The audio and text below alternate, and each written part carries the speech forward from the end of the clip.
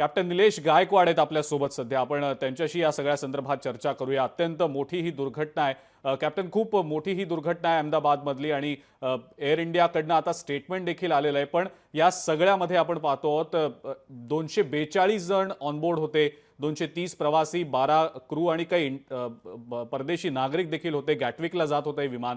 ही खूप मोठी विमान दुर्घटना आहे. आपली सगळ्यात पहिली प्रतिक्रिया या सगळ्या संदर्भातली. बरोबर.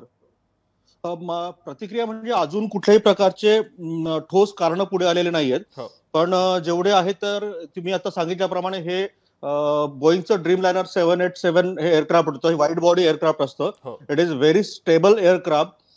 आणि ह्याच्यानंतर ह्याच्यामध्ये फक्त बॅड वेदरचा बहुतेक हे असायला पाहिजे. आणि माझ्या मते लोड बॅलन्स मध्ये समजा जर काही असेल तर याच्यामध्ये वैमानिक अतिशय प्रशिक्षित असतात. ते खूप मेहनत करतात आणि त्याच्यामुळे इथं ह्युमन एररचा प्रश्न असायला नाही पाहिजे असं मला वाटतं. एकतर बॅड वेदर आणि वेट बॅलन्सचा प्रश्न असेल. कधी तो जो टेकअप घेताना विशिष्ट स्पीड पाहिजे असतो तो अचीव्ह झाला नसावा. पण मात्र अशी एरर होणार नाही 100%. तर मात्र बॅड वेदरचा हा परिणाम असू शकतो. ही खूप मोठी दुर्घटना आहे. काही काळामध्ये डीजीसीए आणि एअर इंडिया याच्या पाठीमागचे नेमके काय कारण आहे, त्याचबरोबर एटीसी एअर ट्रॅफिक कंट्रोलर आणि वैमानिक यांच्यामध्ये नेमकं काय कम्युनिकेशन झालंय तरच, आणि त्याच्यानंतर ब्लॅक बॉक्स, त्याच्यानंतरच ही सगळी उकल या प्रश्नांची होणार आहे. कारण आता आपण सगळे बाहेर आहोत. पण मात्र बेसिक इन्फॉर्मेशन जे आहे ती म्हणजे एवढीच आहे की किती लोक होते, कशा पद्धतीने झालं, किती अंतरावर झालं. साधारणतः 5 मिनिटाच्या अंतरावर म्हणजे साधारणतः 5,000 7,000 फुटावर असा माझा प्राथमिक अंदाज आहे. तेथून हे विमान कोसळलं असावं. पण मात्र आता याच्यामध्ये कॅज्युअलिटीचं प्रमाण हे मोठ्या प्रमाणावर असू शकतं. ती भीती देखील व्यक्त होती. आतापर्यंत 52 डेड बॉडीज मिळालेल्या आहेत, मृतदेह मिळालेत असं समजतंय. कदाचित हा आकडा येत्या काळात वाढेल सुद्धा.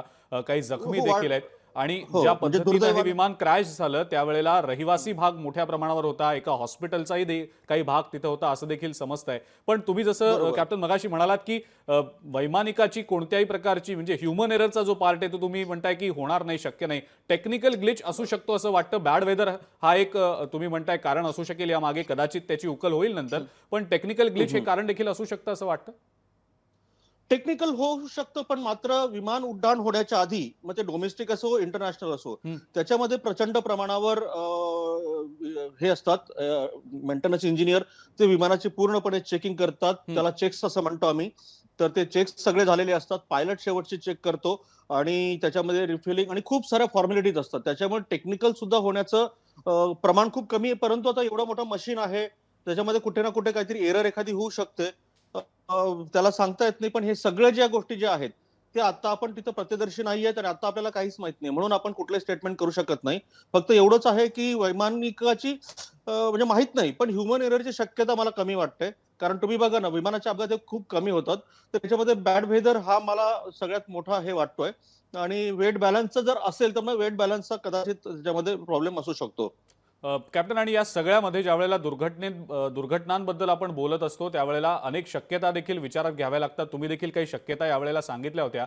पण या सगळ्या व्यतिरिक्त काही वेगळ्या पद्धतीचा एरर असू शकतो असं वाटतं का? कारण टेक ऑफ घेतल्या घेतल्या विदिन काही मिनिट्स हा सगळा दुर्घटनेचा प्रकार घडतो आणि ऑनबोर्ड जितके लोक आहेत, भीती व्यक्त होतीये की कदाचित यामध्ये मृत्युमुखी पडणाऱ्यांची संख्या वाढू शकते.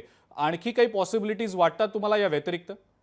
मी तेच सांगतो, दुर्दैवाने ह्याच्यामध्ये, कारण काय इतक्या उंच अंतरावरून विमान खाली क्रॅश झालंय आणि ते खाली झाल्या झाल्या पेटले. कारण याच्यामध्ये आता लंडन पर्यंत कॅटविक पर्यंत जाणारं विमान होतं. म्हणजे मोठ्या प्रमाणावर फ्युएल त्याच्यामध्ये असणार आहे. आणि अनेक यंत्रणा विमानामध्ये असतात.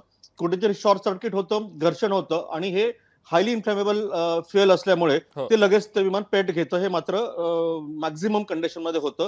खूप रेअर केसमध्ये ते पेट घेत नाही. पण मात्र मॅक्झिमम आहे. आणि या विमानाने पेट घेतलं असल्यामुळे कॅज्युअलिटी दुर्दैवाने जास्त होण्याची अजून शक्यता आहे. तर याच्यामध्ये शक्यता म्हणजे अजून म्हणजे खरं सांगायचं तर नाही सांगता येणार की काय झालं असेल. पण मात्र प्रथमदर्शनी बघितलं तर सध्या बॅड वेदर, कारण आता माझे पण प्रवास भरपूर चाललेले आहेत, तर सगळीकडे बॅड वेदरमुळे टेक ऑफ आणि याच्यामध्ये टर्ब्युलन्स हा मोठ्या प्रमाणावर होतोय. तर त्याच्यामध्ये काहीतरी एरर आलेला असावा त्याच्यामुळे, आणि मग म्हणून ते क्रॅश झालं असावं. पण मात्र थोडक्यात बघितलं तर हे टेलला मागे मी आता काही व्हिडिओज बघितलेत आता, हा. तर हे त्याची टेल म्हणजे ते खाली एकदम सिंक झालेलं आहे.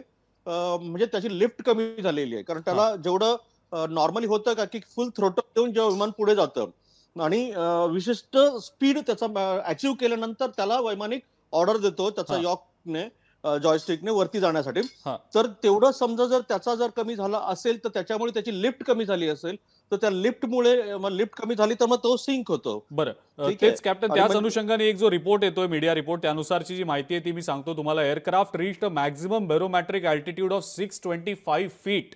Airport altitude is about 200 feet and then it started to descend with a vertical speed of -475 feet per minute. याचा अर्थ नेमका काय काढायचा सोप्या पद्धतीनं, याबद्दल काय सांगताय? बेसिकली मी तुम्हाला म्हटलो की साधारणतः 5 मिनिटाचा जो अवधी आहे त्या तेवढ्यामध्ये 5000 फीटच्या वरती त्याचा तो हे असेल. आणि तुम्ही बरोबर सांगितलं की 6000 समथिंग, किती सांगितलं तुम्ही? मी म्हटलं altitude, barometric maximum altitude of 625 feet. 625 feets. Yes. Lokshahi Marathi ऐका, पहा, जागरूक रहा.